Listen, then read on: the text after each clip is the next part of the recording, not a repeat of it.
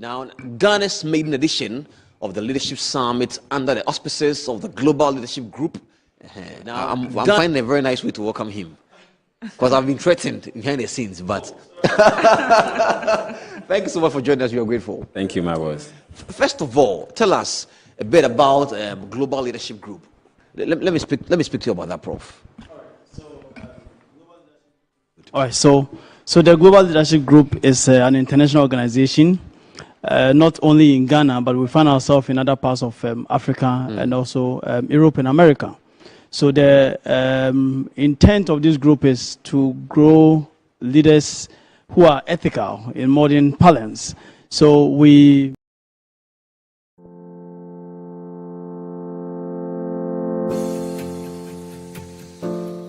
Now, Ghana's maiden edition of the Leadership Summit under the auspices of the Global Leadership Group. Now, I'm finding a very nice way to welcome him because I've been threatened behind the scenes, but thank you so much for joining us. We are grateful. Thank you, my boss. First of all, tell us a bit about Global Leadership Group. Let me speak to you about that, Prof. All right, so the Global Leadership Group is an international organization, not only in Ghana, but we find ourselves in other parts of Africa and also Europe and America. So the intent of this group is to grow leaders who are ethical in modern parlance.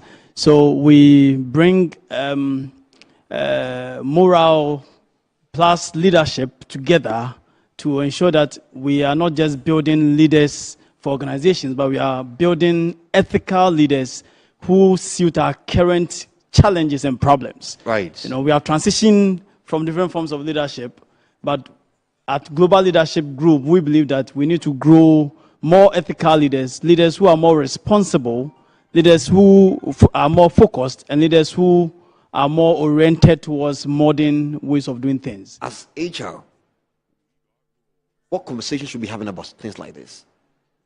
Thank you very much, and good afternoon to everyone watching us.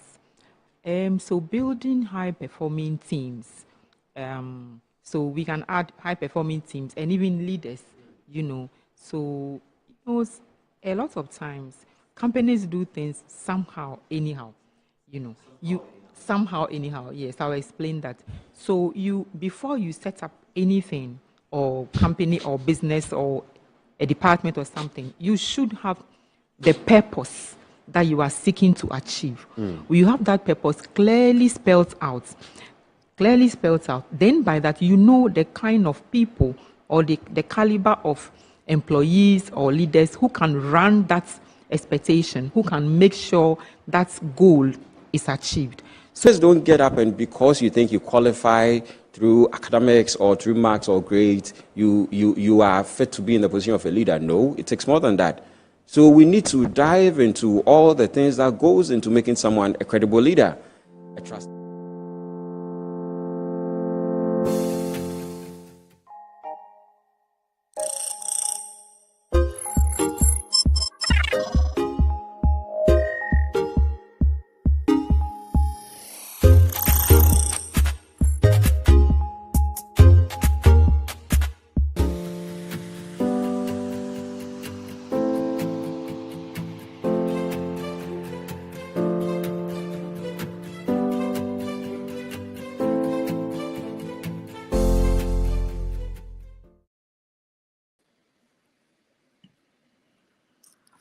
Hello, good morning, good afternoon, good evening, depending on which side of the globe you find yourself or you are listening to us from. Today is Sunday, 26th July, 2026.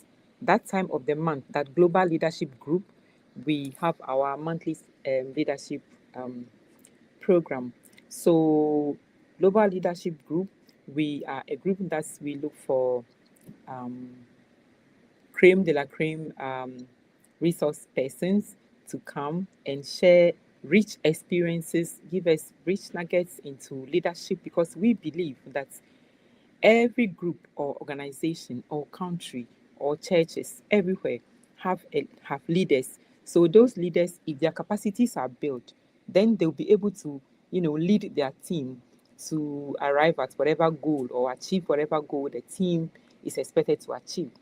So this evening we have two very solid resource persons in the persons of Madam Yvette Adupia Anderson and then Mr. Ezekiel Akpan. I'll let them introduce themselves to us briefly. I'll start from Madam Yvette Adupia Anderson. Can you kindly introduce yourself to our guests? Yes, please. Thank you very much for hosting us, Madam Happy. Good evening, good afternoon, good morning to us Hello. all. Hello, can you hear me? Hello. Hello? Yeah, hello? Hello. Yeah, hello, can you hear me? Hello, can you hear me? Okay. Lady Yvette, please can you Yes, hear Madam me? Happy. Yes, I can hear you. Hello. I can hear you. Oh. Okay. Then let's say Ezekiel introduce himself then. Hello, Lady Yvette. Hello, Madam Happy. Can you hear me? Hello? Madam Happy. Hello. Yes, hello. Can you hear me? Okay, then let's say Ezekiel go then. Hello, Madam Happy.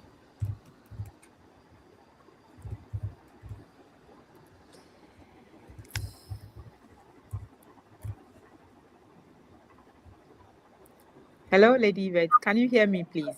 Yes, please, I can hear you. I can hear you.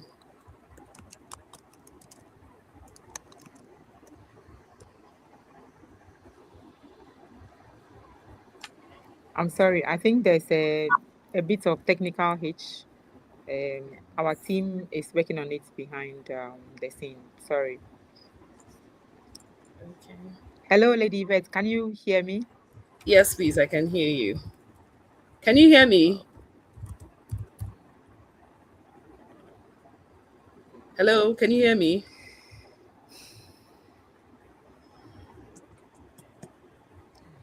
Okay. Okay. So, please, if you can hear me, Yes. okay. So, Mr. Ezekiel, I don't know if you can hear me. Can you kindly introduce yourself? All right. Thank you. Thank you so much. Yes, I could hear you, Madam Happy, and thank you so much for having me on this platform. And good evening, good morning, good afternoon, depending on which part of the globe you are on. My name is Ezekiel Afan. I'm a manager, currently a manager with KPMG, working from the Ghana office. I've, I've, I have over a decade of experience working across multiple sectors. I mean, you name it, service organizations, financial institutions, as a commercial bank, the fintech space, and of course now with consulting. I mean, that's a brief about me for today. But then again, as we go on, I'll unfold a bit more about myself. Thank you so much for having me.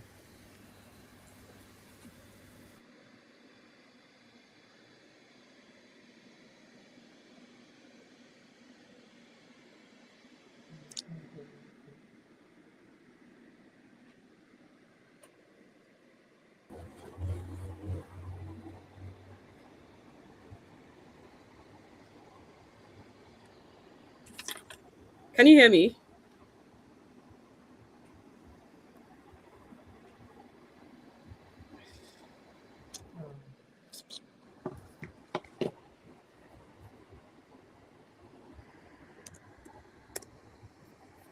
Okay.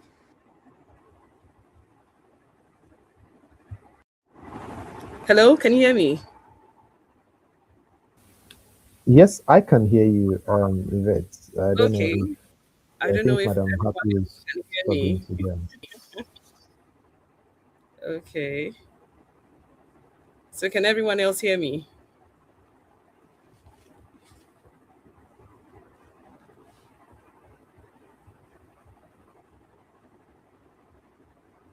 ethical leadership in the digital age? So, balancing transparency and privacy. Okay. Uh-huh. Hello. Hi. Great. Can you hear me, Madam Happy? Yes, I can hear you now. Okay, Wonderful. that's awesome. That's Yes. awesome.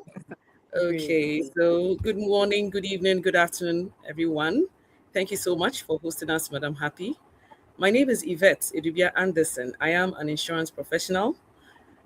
Been in the insurance field for over 10 years now. I'm very passionate about having results, whatever the challenge may be. I am the financial controller for Young Insurance Professionals, YIPS Ghana chapter. Yes, and beyond the professional career world, I love to sing, and that's my passion. Also, I'm the convener for, let's say for now, an all ladies group. Yes, and so we are into prayer, we are into word, we're into getting the Lord in whatever we do. Yes, and so that's about it for me. Thank you so much. That is awesome. That is awesome. Wonderful. Thank you so much for making time out of your very busy schedules to be with us. Thank you so much. Thank you. Okay. So, Mr. Ezekiel, I don't know whether you've introduced yourself already because I couldn't hear you. Yes, but I can take that Yes, again. yes, please. Yes, Just please. quickly. Yes. Thank you so much. And once again, good morning, good afternoon, good evening, depending on which part of the globe you're watching us from. And good. Thank you so much, Madam Happy, for having me on the platform. My name is Ezekiel Akwan. I'm a consultant, a professional, by profession, sorry, a technology consultant with KPMG in Ghana. I mean, being around the digital and payment space for over 10, 11 years now, across different institutions, from a service institution to a commercial bank, and of course, fintech, and now into consulting. Outside professional career, I'm a devoted Christian, fellowship with the Apostolic Church, and also an elder. I mean, I keep myself very busy with, if you don't find me at work, you most likely find me at church. So that's a brief about me. Thank you so much. Awesome. Awesome. Thank you so much. Thank you so much for making time out of your busy schedule to be with us this evening. Thank you. So, straight into our reason for being here, because our viewers are very eager to hear from you. So, we are deliberating on the theme ethical leadership in the digital age, balancing transparency and privacy. So, my first question goes to Mr. Ezekiel. What is ethical leadership in today's digital age, please? All right. Thank you so much. So yes, this is a very interesting theme for me. Ethical leadership is very important. It goes beyond just traditional leadership, right? For me, when you talk about ethical leadership, what it means is that you have a leader who has a set of values that they go by. So some key values around integrity, of course, when it comes to decision making.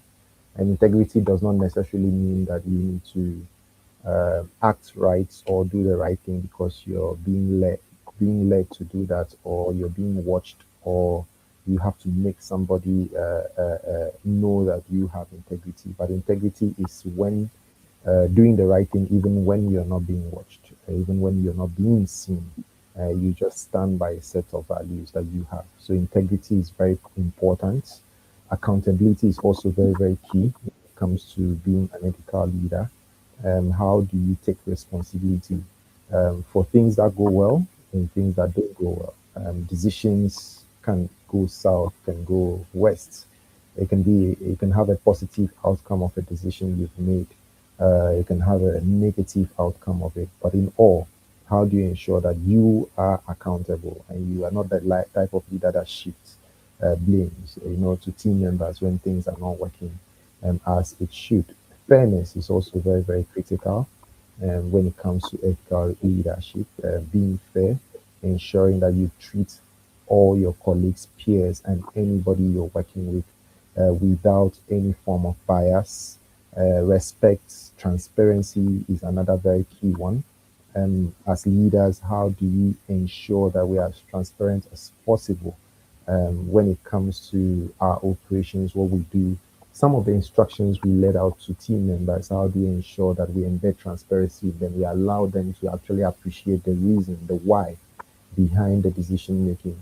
And so these set of values are very critical. Stewardship, being that role model, leading by example, not just being the leader that gives instruction for your team members to act on, but actually taking that initiative to lead by example. So when it comes to ethical leadership, I feel it embodies sets of values that you abide by, and that drives decision making and your leadership right at the top. Thank you very much. Thank you so much. That was very loaded. Thank you so much. Thank you so much. So, Lady Yvette, please, why is transparency important in leadership? I'm happy. So transparency is essential because it is the foundation upon which trust is built, accountability, and credibility. No, I Yes, think in an environment where, can you hear me? Can you hear me? I think you've muted. No, I haven't. Please unmute. No, I haven't muted. I haven't muted. Easy, can you hear me? No. You can't hear me. Okay, Easy can hear me. Okay. Um, should I go ahead and answer, or Madam Happy, I should wait for you to get my audio?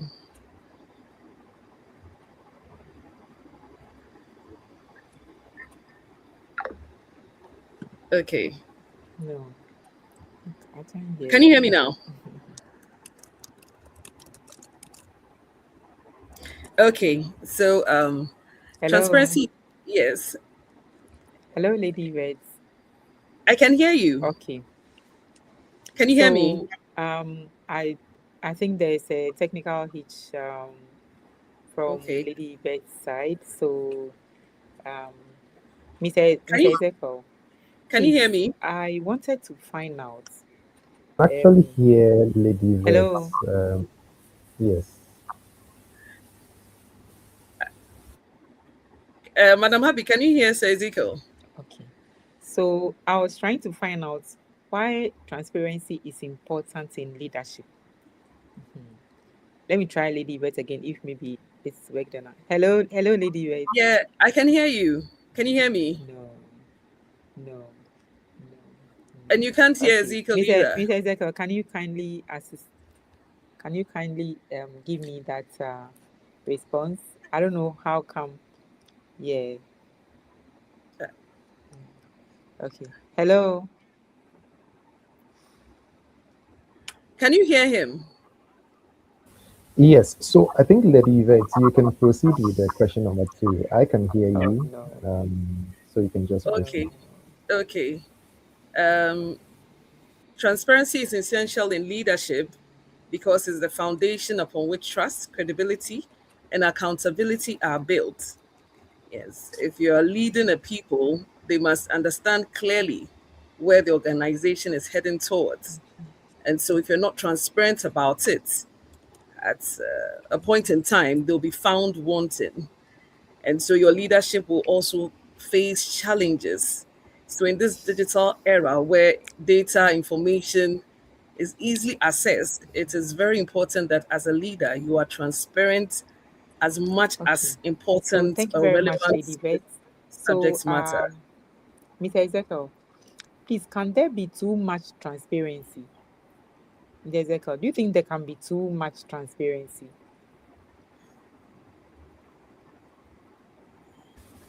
Okay, thank you very much. I believe transparency is very key, as Lady Yvette rightfully mentioned. right? And yes, as leaders, we need to find that balance between transparency and upholding privacy, right? Confidentiality. Yes, it is good as a leader to let your team in on the why a decision is being taken. And one of the things that I've seen that does is it helps you get the buy-in of team members, right? If you have team members who are not too sure on how you're guiding them, how you're leading them, then you realize that you might not necessarily get them to give the kind of results you expect. So it's important to be transparent. Then again, it's also important to know how to balance that with excessive flow of information, especially when it comes to breaching confidentiality. Right. So I'll give you a typical example. We go into a performance review session as an organization. You have a performance review mechanism that helps to really address how people are performing and also move them to that next milestone when it comes to their career. It is very important for our leaders to make sure that the team is clear on what the criteria is when it comes to those performance assessments, what they are. It's very important for them to know. So I need to know what I'm being measured by so that I can work towards achieving that objective. However, you realize that the fact that I have been promoted because of ABCD is a personal information, and that information cannot be shared with any other party. So yes, transparency is important, but if you're not careful and you're too transparent, you start working towards breaching confidentiality and privacy-related restrictions or laws. Thank you.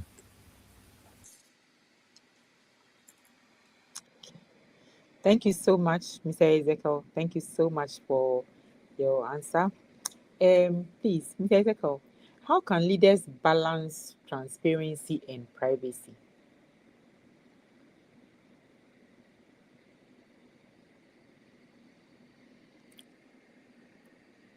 Hello.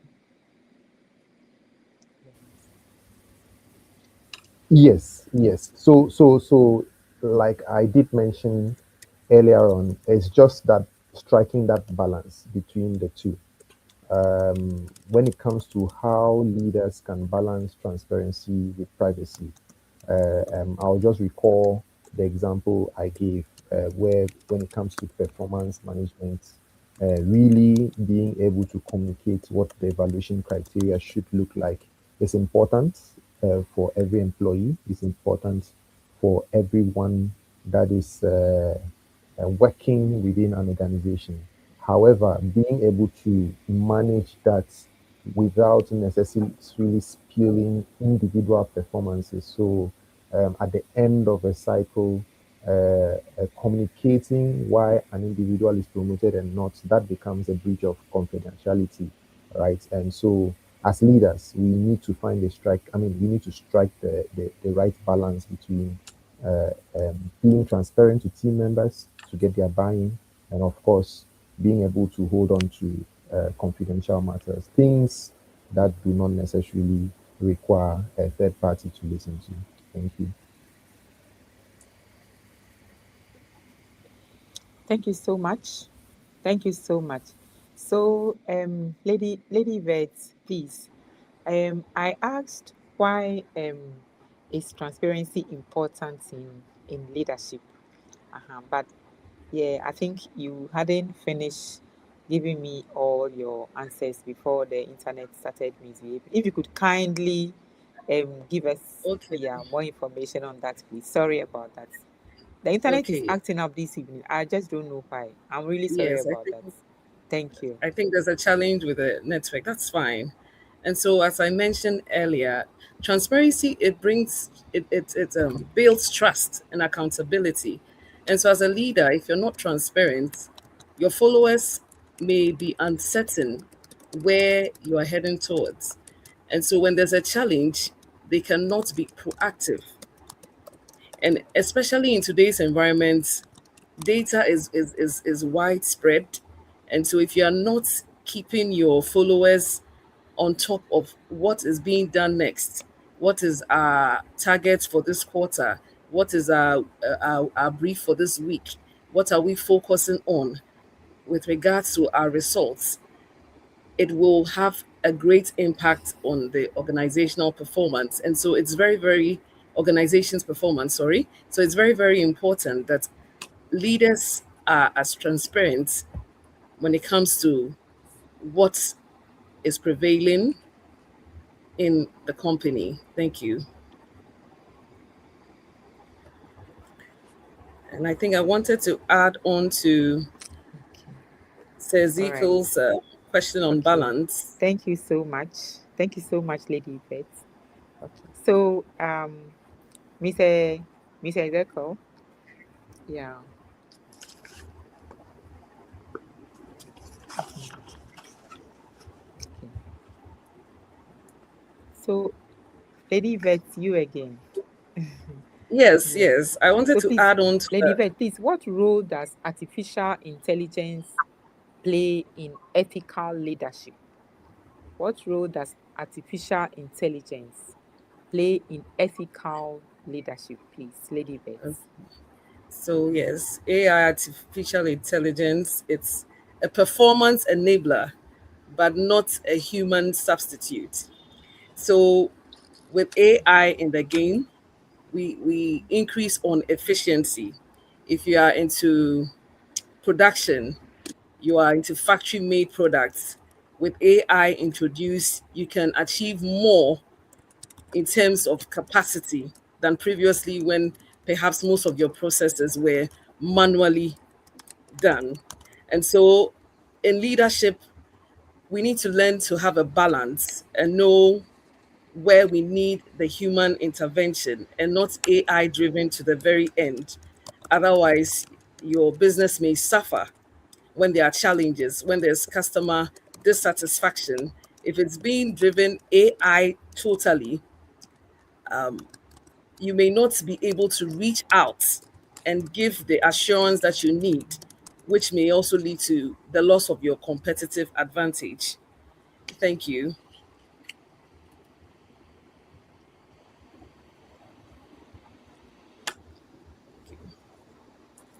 Okay. Thank you so much, Lady Yvette. Yes. So we are going on break and then we'll be back. Don't go away. Thank you.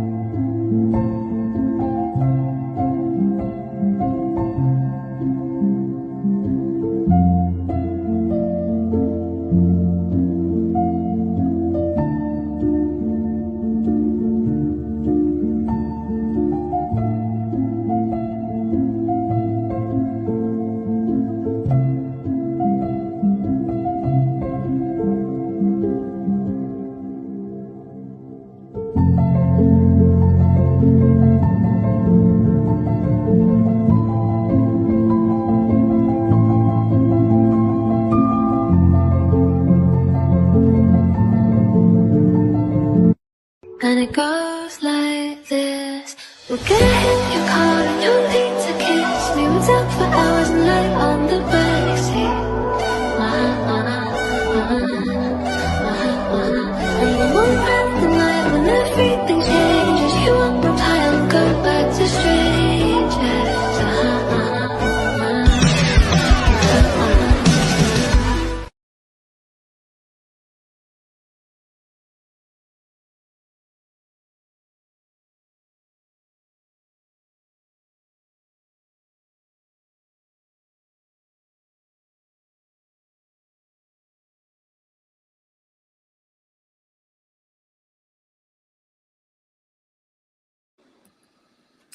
So you are welcome back. I'll read some comments from our viewers. Data Link Sai says, good afternoon. Lovely Irene 10 says, you are audible. In God We Trust says, watching from Maryland, USA. Global Leadership Group, please go ahead. And God We Trust says, we can hear both of you. And then Daniel Levy 5623 says, hello everyone. Daniel Levy 5623 says, we can hear you both. And then Daniel still gives us a thumbs up. And then Asion Tete says, great program. Then Lovely Irene 10 says, yes. And Daniel says, yes, we can. Justice at 3999 says, I can hear you clearly. Shalom to you all. That's a comment from Aquarius 731. Asion Tete is very important, a relevant topic. Thank you. And then W10 says, yes, we can hear. Yeah. So Nana Ochri Acrofi 9734 says, great program. Thank you all. Global Leadership, thank you, Mr. Akpan. Odelia Adazi 9520 says, this is a very important section. In God We Trust says, thank you, Mr. Akpan, for sharing these great thoughts. Thank you so much. Thank you. All right. So I'd like to find out from Lady Yvette. Hello, Lady Yvette. Hello. Hello. Can you hear me? Okay, sure.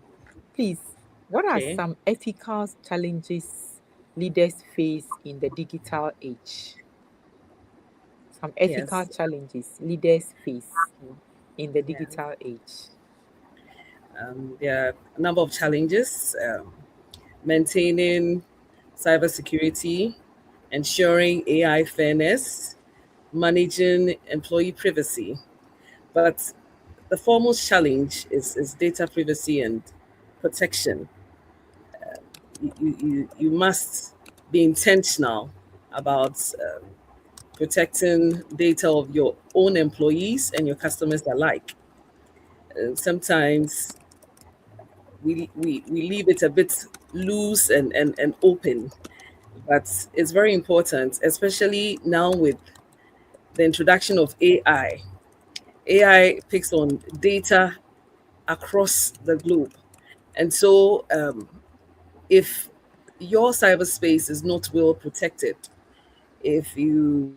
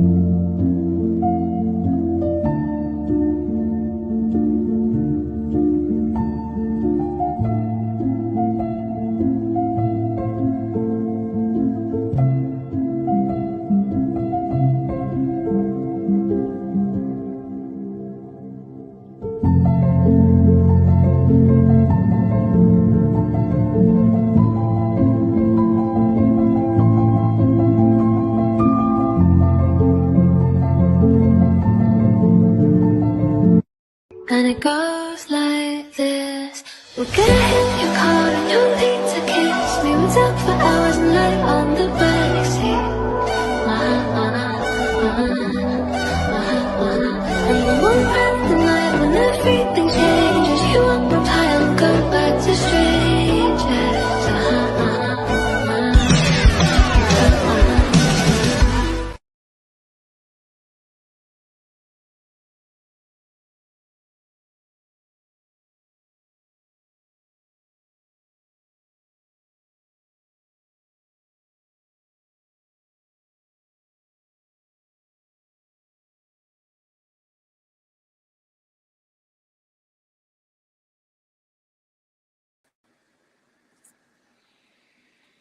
Okay.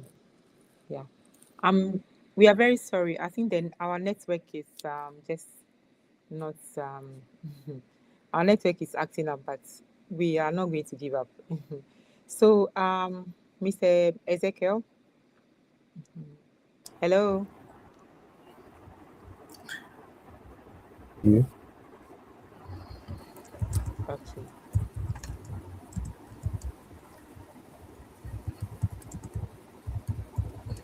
Hello, Mr. Ezekiel. Please, can you hear me? Yes, I can hear you. I can hear you, please. Okay. Mr. Ezekiel, please. So the role that artificial intelligence plays in leadership, do you have anything you want to add to what Lady Yvette told us? Yes, I do. Thank you so much. Hello. I'll take that with you, and then also allow Lady Yvette to come back on the next question that you asked her. So yes, the role. What role does artificial intelligence play in ethical leadership? I think Lady Yvette has made it very, very clear. The boundaries between overly depending on AI as organization. AI, yes, of course, is an enabler, as she did mention. It's supposed to enable organizations, enable individual become more efficient. Take, for example, you go on Google to search for a research topic, and when you do that search, of course, you'll be provided with a lot of outputs from Google, and you have to go through each and every link to see exactly what you're looking for, the right information you're looking for. But what AI has done is that it can sit on that data, refine those outputs, and give you a much more precise um, and feedback. And that's what it does. It enables organizations really scale at large. But then again, like Lady Yvette did rightly mention, that there should be that restriction or that boundary between overly depending on AI and applying what we call responsible use of AI, right? When it comes to leadership, when it comes to decision making, you would agree with me that as a leader, if I should send my colleagues, team members, and junior colleagues to put some documents together for me, the responsibility is on me to actually review what they had done and then take an informed decision based on that outcome. The same thing is applicable to AI. So when you feed AI with any information and you expect a response, there's a need for you to apply what we call the responsible use of AI. Now, you have to ensure that accountability, which is one of the key responsible use of AI, accountability is adhered to. Outputs from AI cannot go straight into decision making. A human has to analyze it and really put behind or put together that human element to the decision making before a decision is being made. Right.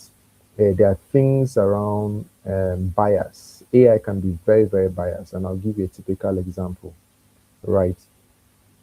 Let's take, for instance, an organization is recruiting for a role within technology, right? And more so software development. You and I will agree that primarily the people you have who would apply for such role will be predominantly male. Secondly, if you go to our universities, you look at the computer science department, you look at the computer engineering department, look at the IT department, predominantly you'd have male students within those spaces. So you realize that from a supply chain perspective, you have more male than female.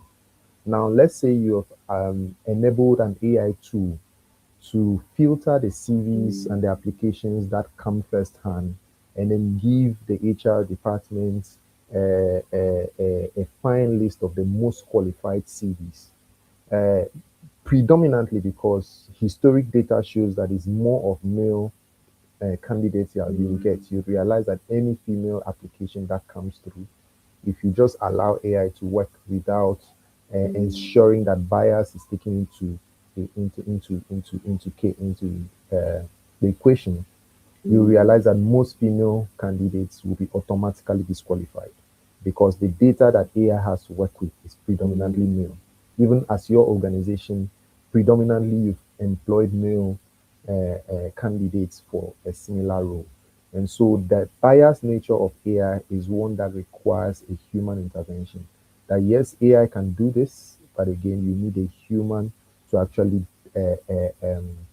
review the output from AI and also make that intervention locally. So I just wanted to add that to question number 5, but I'll pass the baton back to Yvette to take her question and then proceed. Thank you very much.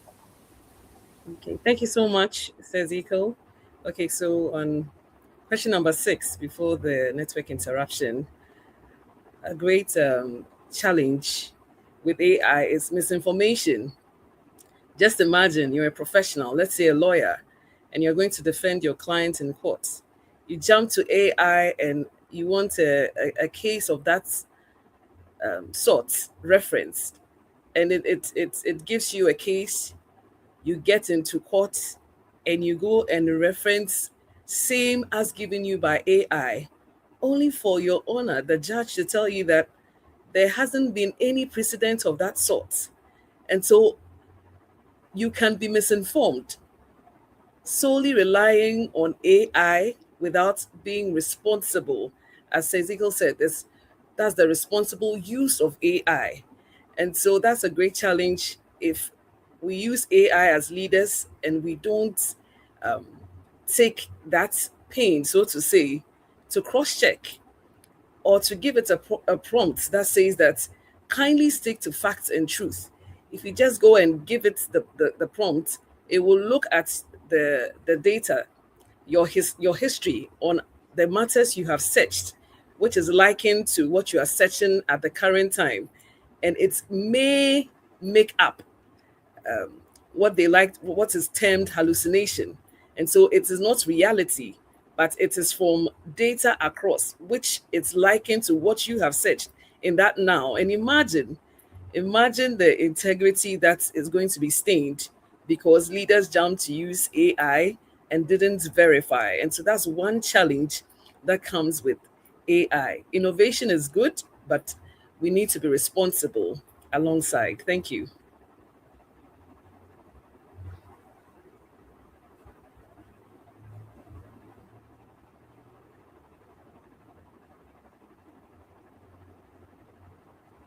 So much. Thank you. Thank you so much. Thank you so much, Lady Yvette.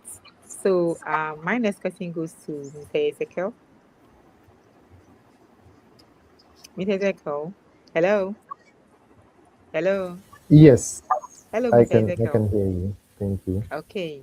So please, should organizations monitor employees' digital activities?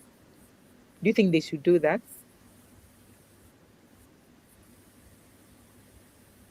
Oh, okay. This is a very interesting question, and I'll try as much as possible. I'm a technology guy, so I can be as blunt as possible. I hope you can permit me to.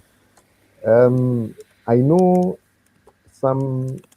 Uh, I mean, yes, some employees may, of their opinion, feel that they are not being watched or being monitored by the organization.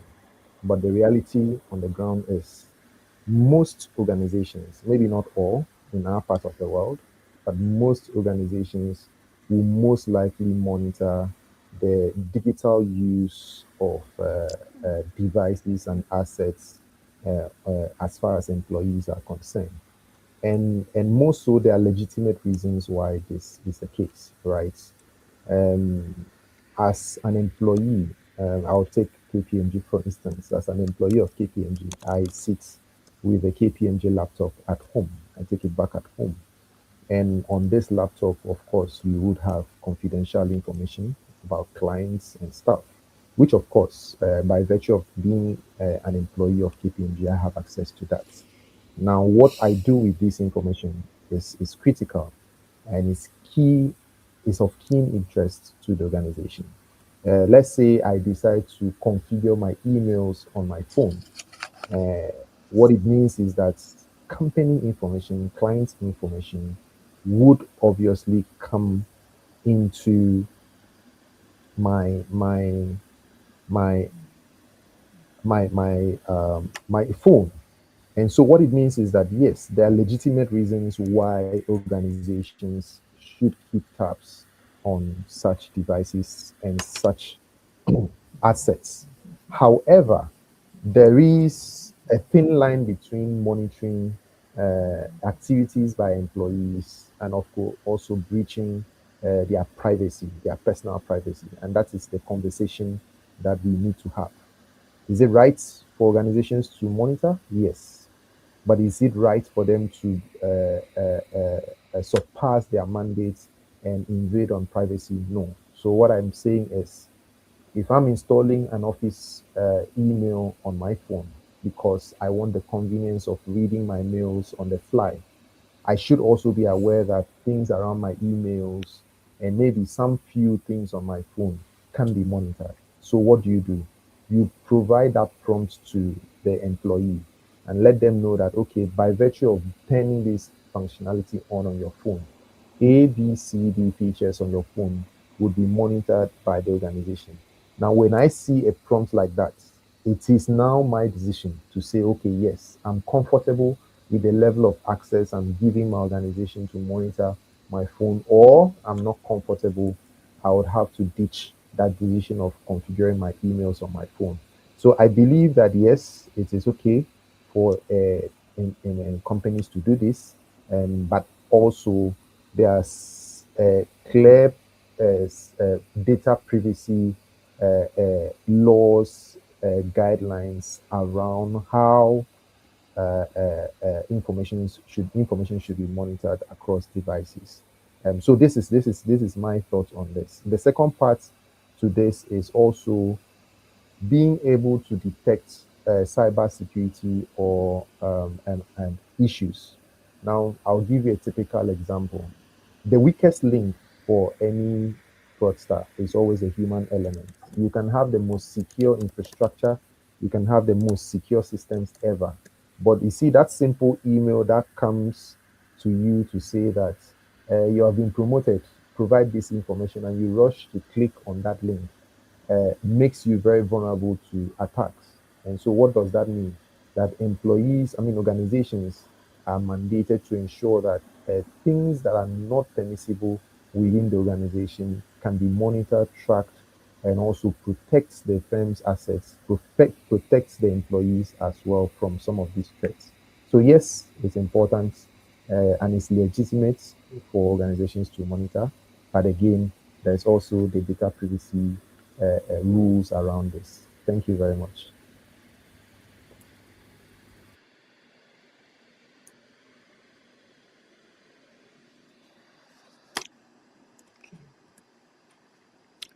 All right. Thank you so much. I'd like to read a few more of our comments from our viewers. Um, Thank you, Mr. Akpan, for sharing these great thoughts. That is from In God We Trust. At Yeye1973 Able, great thoughts, well done. At Yeye1937 Able says, go girl. At Juti Zater 3999, I think there's a hitch. Yeah, it's true. This evening, but we are not having it easy at all. Okay, In God We Trust says, we understand that network can sometimes be rough. We are with you. Great program. Thank you so much, In God We Trust. Thanks for your encouragement.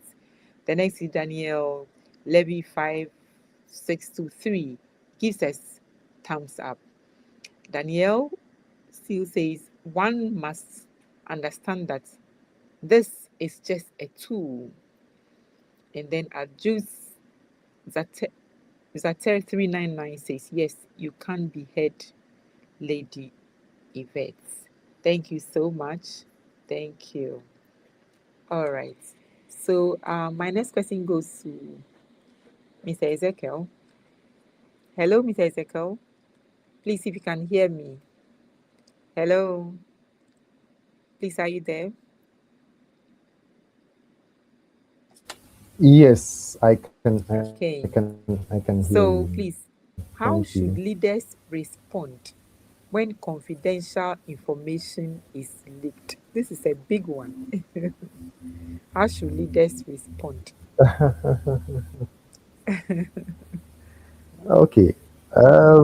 It's very, very exciting to talk about this here. So this has to do with data breach, right? Um, and data breach could be as a result of a cybersecurity incidents within an organization. All right. And as part of the procedures or the protocols that are put in place when it comes to addressing cybersecurity is what we call an incident response plan, right? And what does this mean? What it means is that if there's a threat, there's a breach, there's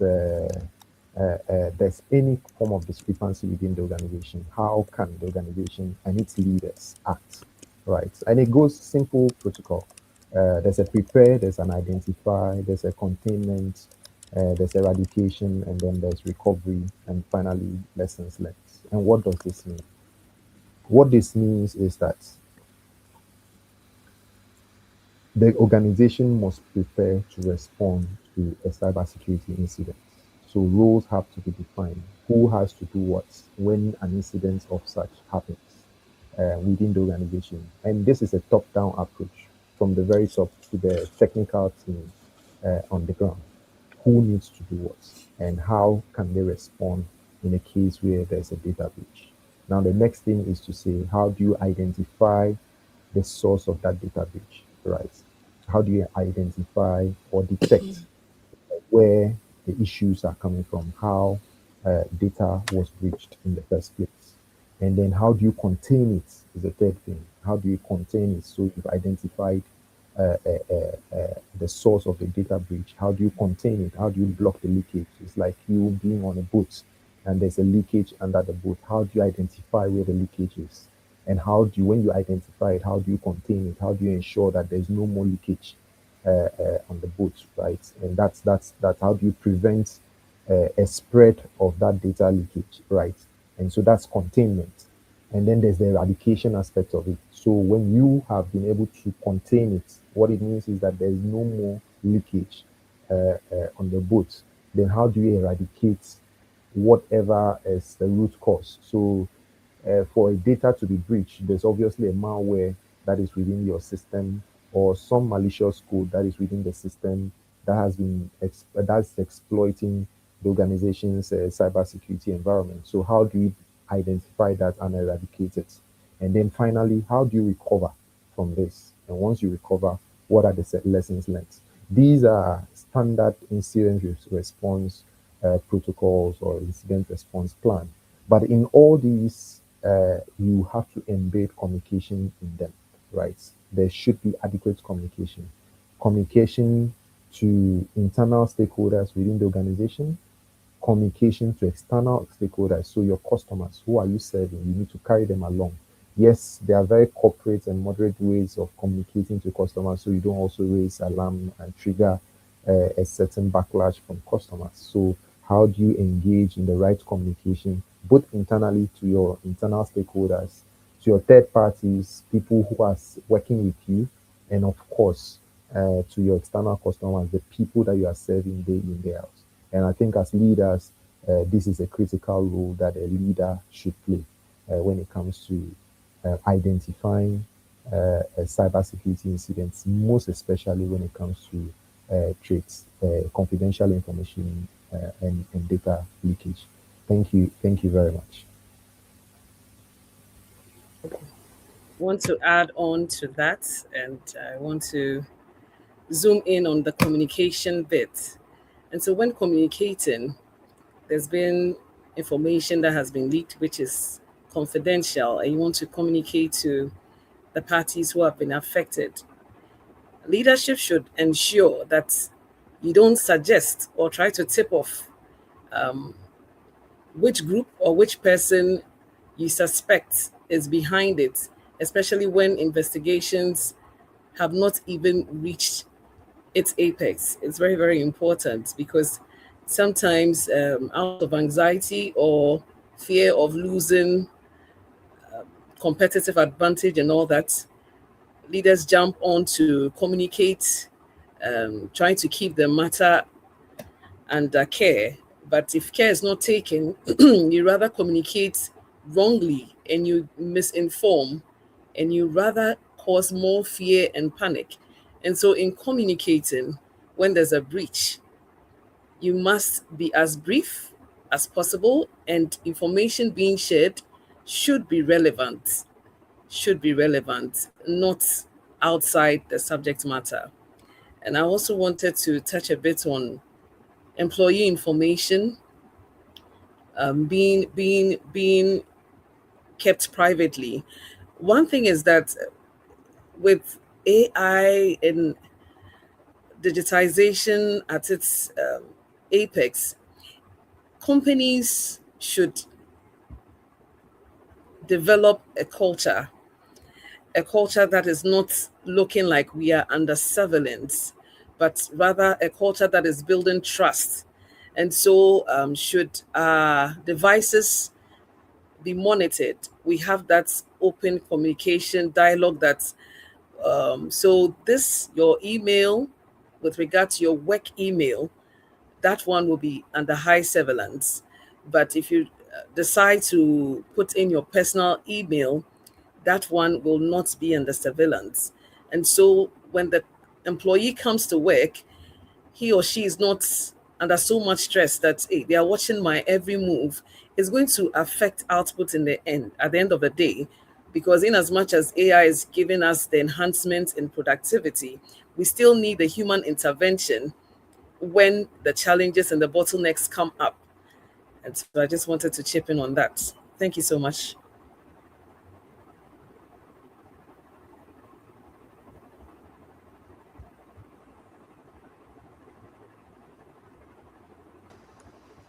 Thank you so much, Lady Yvette. So, Lady Yvette, I'm still with you. Please, what advice would you give to young and emerging leaders? What advice will you give to young and emerging leaders?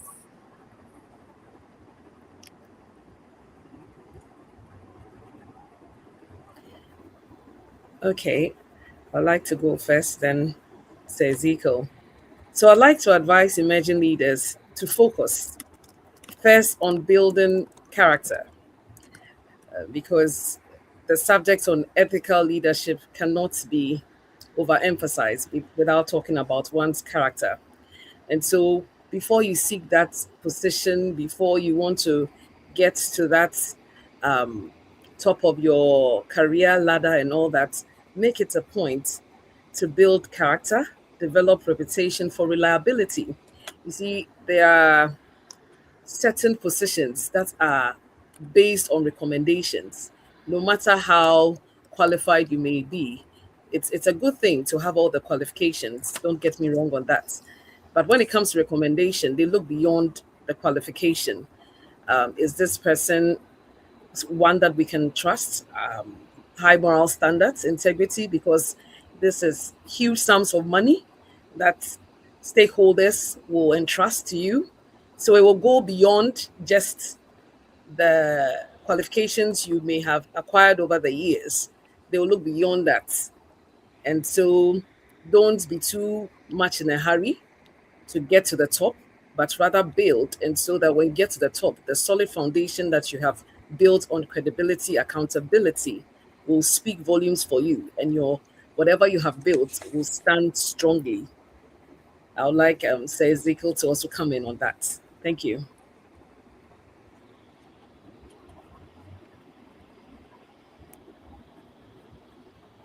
Okay. Oh, thank All you right. so Thank you. much. So, Mr. I Akpan, can you add to what Lady Yvette has shared? yes, yes, I can. Thank you so much. I think she's nailed uh, the, the the the the question completely, and I'll just re-echo what she said. Um, Building reputation is very critical. For me, I see young folks who step out of school within a year, two, or three, want to quickly get into a leadership role. I mean, there's nothing wrong with that. Trust me, there's nothing wrong with that. But you see, leadership comes with its own perks. It comes with its own challenges. And what really, really fortifies you and sustains you at the top is the character and the reputation you build as you are climbing the ladder.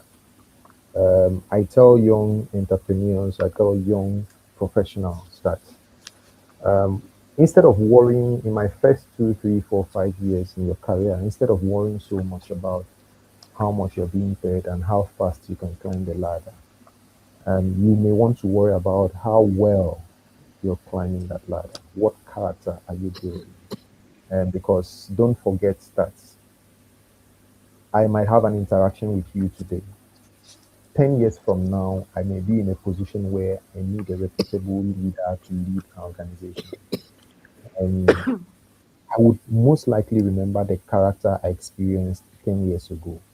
So when I look at this young entrepreneur, what character did I see? What traits did I see? What reputation did he build? And how do I think that fits into the future of the organization I'm trying to build? And that's what goes into decision making at that level. And so building reputation is very important. Building integrity. Every character that an ethical leader should have is very, very critical for young entrepreneurs. And so I'll really, really encourage young folks to go by this. And I'll end this by saying that Proverbs 22, verse 1, rightfully says that a good name is more desirable than great riches. A good name is more desirable than great riches. Thank you very much.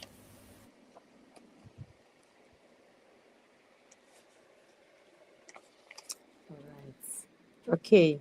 Thank you so much, Mr. Akpan. Thank you. So, Lady Yvette, please, if you can hear me, what is your Yes, I can. final message to leaders navigating the digital age? Yes, thank you so much, Madam Happy. So, in the world today, AI, digitization, ever changing, ever transforming, ever reshaping industries, organizations, families, businesses alike. Yet, amidst all these changes, what remains the same is our integrity, transparency, accountability, fairness, empathy, and courage. And so, if you have all the changes going on and keep this in mind, which is the value, you will definitely remain, persevere, increase, and grow in the business you find yourself in. Yes, as I mentioned earlier, I'm big on communication. And so I would like to share a scripture on that. Proverbs 10:19. Too many words lead to sin, but wise people know how to quiet their speech.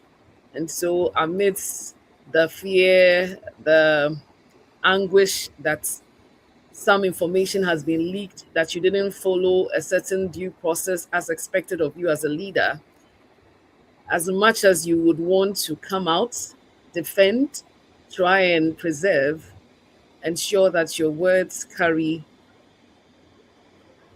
the very heart of the matter. Don't speak unnecessarily. Speaking unnecessarily will get you into further trouble. But have a word that gets you going. Ethical leadership, you can never have it without having something you believe in. So have that faith, have that word that you thrive upon, that no matter how the storms may rage, you want to be like Joseph and think about going against the principles you have in God. Yes, and so that's what I would like to say finally to all the wonderful people out there. Thank you. Okay. Thank you so much, Lady Yvette. So please, Mr. Ezekiel. Hello. Mr. Ezekiel, please, can E- you hear me? All right. yes, So I would I like you to can tell hear us your you. I final can hear you, message to Lord. leaders navigating the digital age, please. Thank you very Your much. final So message. technology, like Yvette did mention, continues to evolve. Yesterday, I mean, years ago, it was the internet. It became Google. Now we are talking about AI. Next generation, you have no idea what technology will come in, right? But as technology continues to evolve, I think rightfully said, um, ethical leadership remains critical.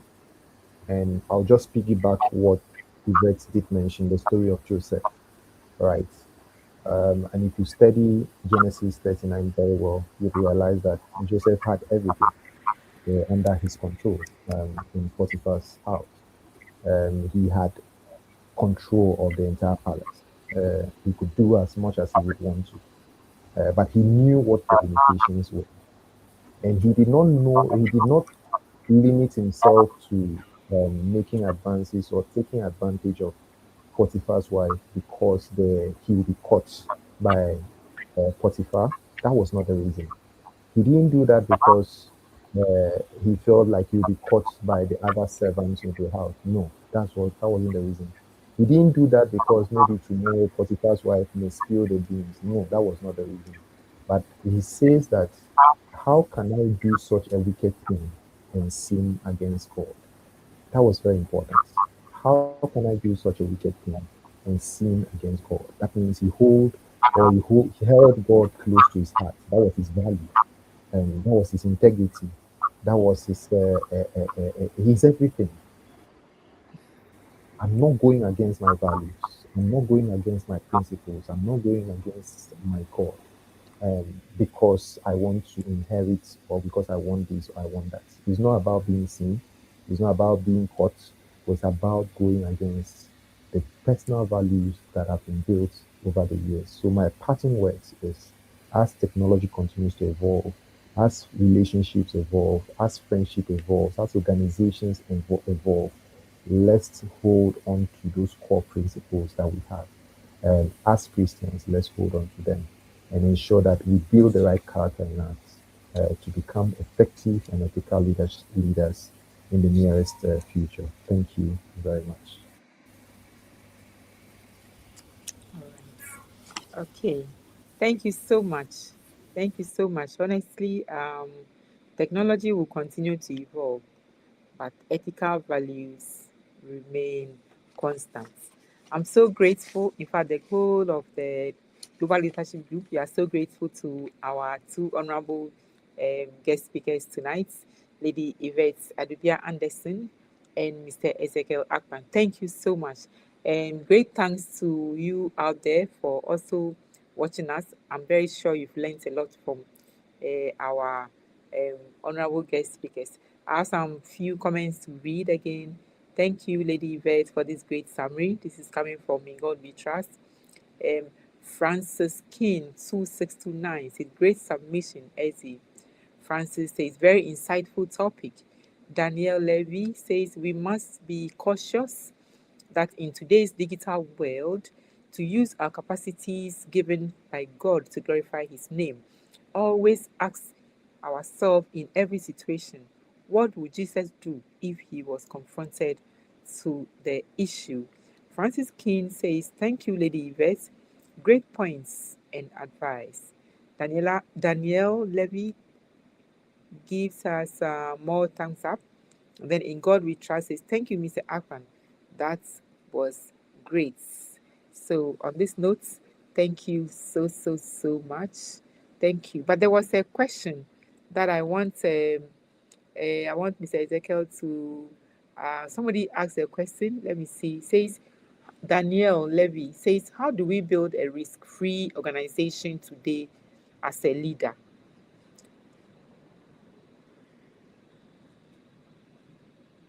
So, yeah, how do we build a risk-free organization today as a leader? Thank you so much. Interestingly, there's almost an unlikely situation to have what we call a risk-free organization. It's almost impossible to achieve that because risk in itself also evolves. The way technology evolves, risk evolves. And when you look at risk in its entirety, it comes across different areas. There's what we call a technology risk. There's a people risk. There's an operational risk. There are so many risks, right? And so, what leaders must do is to build a risk-aware, risk resilience, and organization. And I'll explain what this means. How, as an organization, are we able to put the right risk management culture or risk management practice in place, whereby within every function of the organization, we can easily identify potential risk, whether it's cybersecurity, whether it's technology, whether it's third-party risk, whether it's vendor risk, whether it's employee risk, even leadership themselves. There are some risk associated with that. So how can we ensure that we identify this risk? How do we ensure we respond to this risk as quickly as possible? How do you define what the risk appetite of the organization should be? What risk is worth taking as an organization? And what risk should we hold on to and put in mitigating controls to ensure that we avert them? And then finally, how do we build a resilient organization? An organization that is resilient, an organization that actually can recover from any risk situation. Cybersecurity is one. If there is a data breach today, right, and we lose data, how can we recover from it? What's the business continuity plan for the organization? And this is what leaders need to think about. As a business today, it might flood the way it flooded in Accra, and my entire IT infrastructure is completely submerged underwater. How do I continue to operate as a business beyond this kind of phenomenon? It's very, very important for leaders to go back, think about this, and say, how as an organization, how can I be resilient, and how can I put in the right business continuity protocols or plans in place, monitor my risk, and ensure that they do not crystallize as and when. So this is how you can build a risk-aware and a culture within the organization.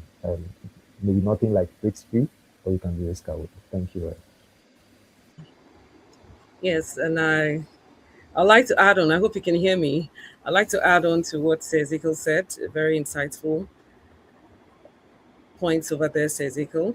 Thank you. So, like he rightly said, there's almost an impossible risk-free environment or organization. So what you should rather do is to look at your line of business and what you are most likely to be exposed to in terms of risk. And so organizations have gone ahead. Most organizations today have risk departments where they're evaluating their processes, seeing if they are following all that they should in terms of legal standards, in terms of product standards, meeting all the bodies that are under regulation. And so to say that you have a risk-free environment or organization, that is seemingly impossible. But you can put in measures, like Ezekiel rightly identified. You need to identify it. In fact, you even need to have a proactive team. It's not that you leave everything to chance, and then when the risk arises, you are now running helter-skelter because you don't even have a plan in place. You're not more processes. You're not seeing if there are what we call it, competitors redirecting your customers. They are using phishing, mechanisms to even infiltrate your very own internal base. And so you cannot talk about an entirely risk-free organization if you haven't put in the necessary measures. Even having done that, you still need to continuously, the word is continuously, check if everything is being done as should be and have your response team in place so that should it be that a risk arises unexpectedly, you have it all figured out. You are not thrown into chaos. Thank you.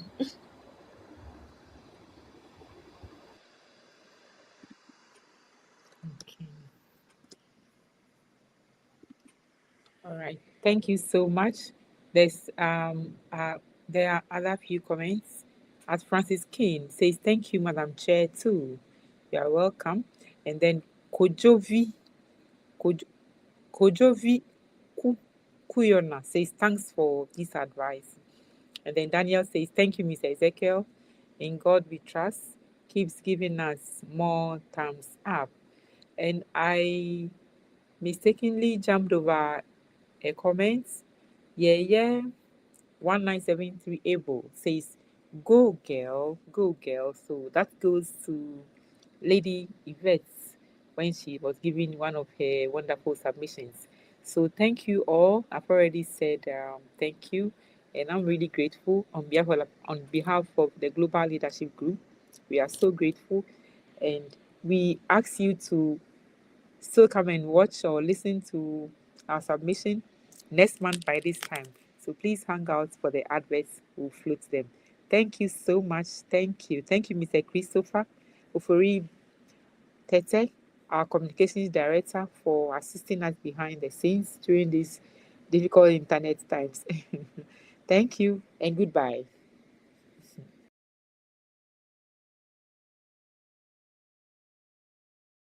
One day the nail looked at the hammer and asked with quiet pain, "Why is it always you who hits me?" The hammer lowered its gaze and gently replied, "I don't strike to hurt you. I do it to help you fulfill your purpose." "But it hurts," said the nail. "I know," the hammer answered.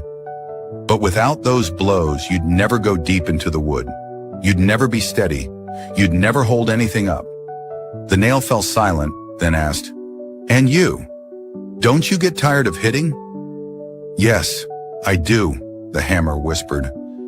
"But it's worth it when I know my effort helps you find your place." The nail smiled, eyes a little misty, and said, "Thank you for pushing me, even when it hurts. Thank you for not leaving me halfway." Morale: sometimes life hits us, not to break us, but to put us exactly where we're meant to be. Pain can also be a form of progress. If this story touched something in you, follow me for more reflections that speak to the soul.